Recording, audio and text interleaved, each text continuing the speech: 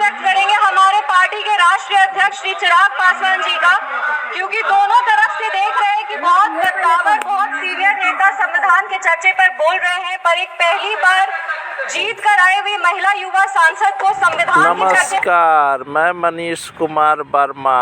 इस न्यूज में आप लोग को सुनाएंगे जे किस प्रकार चिराग पासवान का सांसद संभवी चौधरी और कुणाल किशोर की बहू संभवी चौधरी ने सांसद भवन में गजब दहाड़ा। करेंगे हमारे पार्टी के राष्ट्रीय अध्यक्ष श्री चिराग पासवान जी का, क्योंकि दोनों तरफ से देख रहे हैं कि बहुत कद्दावर, बहुत सीनियर नेता संविधान के चर्चे पर बोल रहे हैं, पर एक पहली बार जीत कर आए हुए महिला युवा सांसद को संविधान के चर्चे पर बोलने का मौका दिया। इसके लिए हम हमारे राष्ट्रीय अध्यक्ष श्री चिराग पासवान जी के आभारी हैं। इस सदन में सबसे युवा सांसद होने के नाते हमें गर्व की अनुभूति हो रही है कि हम उस वर्ष इस सदन में शपथ लिए जिस वर्ष संविधान अपना 75वां वर्ष का उत्सव मना रहे हैं। सोशियोलॉजी की छात्रा रहे हैं, कॉलेज में सोशियोलॉजी को संविधान को एकेडमिकली और थ्योरेटिकली पढ़ने का मौका मिला है, पर 24 जून को जब इस सदन में हमने शपथ ली थी तो संविधान को अपना प्रेरणा मान करके, प्रेरणा स्तोत्र उससे प्रेरणा ले करके अपने कार्यों में भी संविधान को ढालने का मौका मिला है।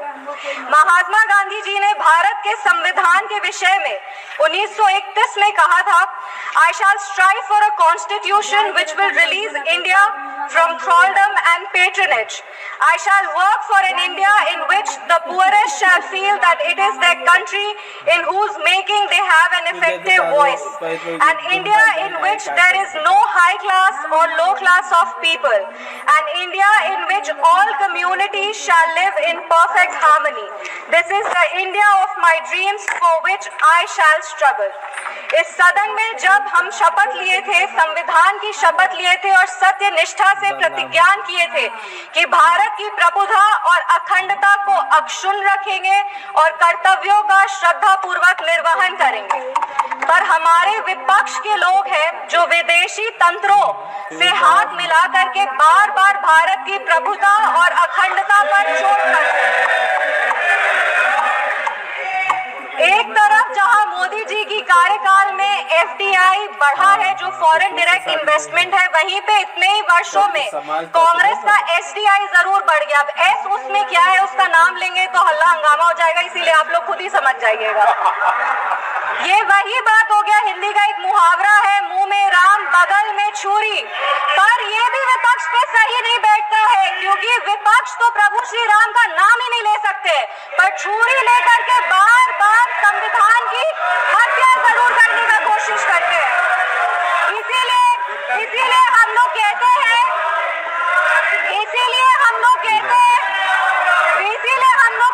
कि संविधान नेता के हाथ में नहीं, संविधान नेता के दिल में होना चाहिए।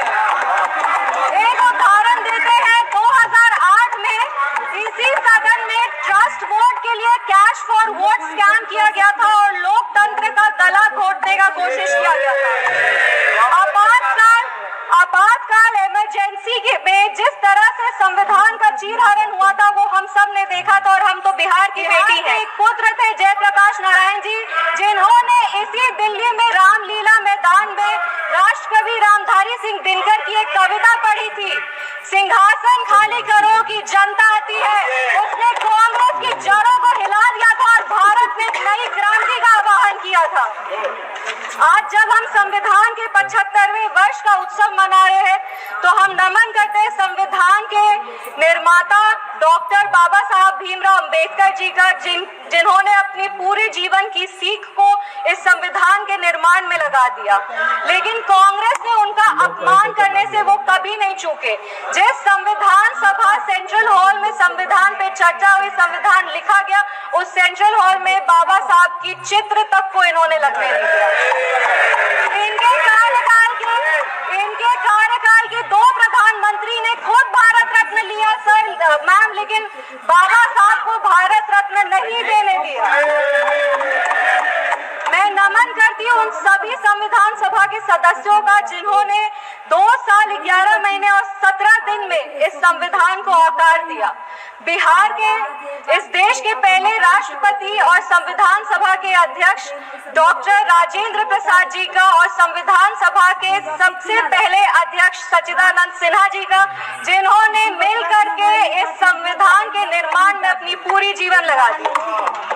संविधान, विपक्ष को कहना चाहेंगे, संविधान सिर्फ आर्टिकल्स और प्रिंसिपल्स नहीं है, ये एक ग्रंथ है, ये आम आदमी का भरोसा है, ये आम आदमी की आस है, ये इस देश के नागरिक को वो महसूस कराता है कि वो स्वतंत्र है, सशक्त है और सुरक्षित भी है। इस संविधान की ताकत ही है कि आज इस 25 साल की युवा महिला सांसद इस सदन में महिलाओं की आवाज बनी है। ये संविधान की ताकत है कि इस देश के सबसे उच्च पद पर एक आदिवासी समुदाय की महिला विराजमान है। ये संविधान की ताकत है कि हमारे प्रधानमंत्री एक गरीब परिवार के सदस्य, और इस संविधान की ही ताकत है कि जननायक कर्पूरी ठाकुर जैसे व्यक्ति जो एक पिछड़े वर्ग से आते थे, वो बिहार प्रदेश जैसे राज्य के मुख्यमंत्री बने।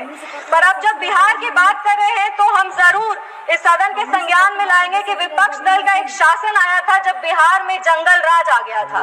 उस जंगल राज में हर वो कार्य हुआ, उस जंगल राज में हर वो कार्य हुआ जो संविधान का उल्लंघन था, संविधान के निर्माताओं के विचारों का उल्लंघन था। बिहार उस समय दंगों और अपहरण का गढ़ बन गया था। हम आभार व्यक्त करेंगे हमारे यशस्वी प्रधानमंत्री श्री नरेंद्र मोदी जी का, हमारे माननीय मुख्यमंत्री श्री नीतीश कुमार जी का और हमारे पार्टी के राष्ट्रीय अध्यक्ष श्री चिराग पासवान जी का, जिनके अथक प्रयासों की वजह से आज संविधान के उसूल बिहार में कायम है। विपक्ष के साथियों ने अपने भाषण में हमें आरक्षण विरोधी कहा, संविधान विरोधी कहा, हमें देश विरोधी कहा, लेकिन इन्हीं के 3 प्रधानमंत्रियों का जो वाक्य है वो इस सदन में हम पेश करना चाहेंगे। सबसे पहले जवाहरलाल नेहरू जी ने 1961 में लिखा था, I do not like reservation in any form, especially reservation in jobs. I am against any such step that promotes inefficiency and takes us towards mediocrity.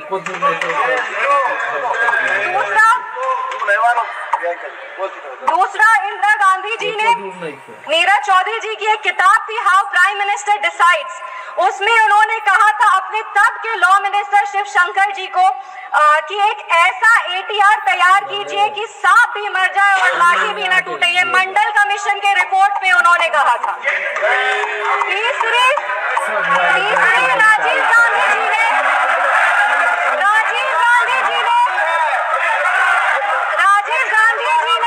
एक इंटरव्यू में आलोक मेहता को कहा था मार्च 1985 में, no promotion of. Rajiv Gandhi ji ने एक इंटरव्यू में जर्नलिस्ट आलोक मेहता को कहा था मार्च 1985 में कि no promotion of in the name of reservation and that promoting idiots in the name of reservation would harm the entire country. ये इनके 3 प्रधानमंत्री थे और 33 साल इनके प्रतिनिधित्व में था और इन्हें लगता था कि आरक्षण से इस देश में सेकेंड ग्रेड सिटीजन आते हैं। कांग्रेस को माफी मांगनी चाहिए। आप बात करते हैं सेक्युलरिज्म की, तो एक आंकड़ा भी पेश करेंगे।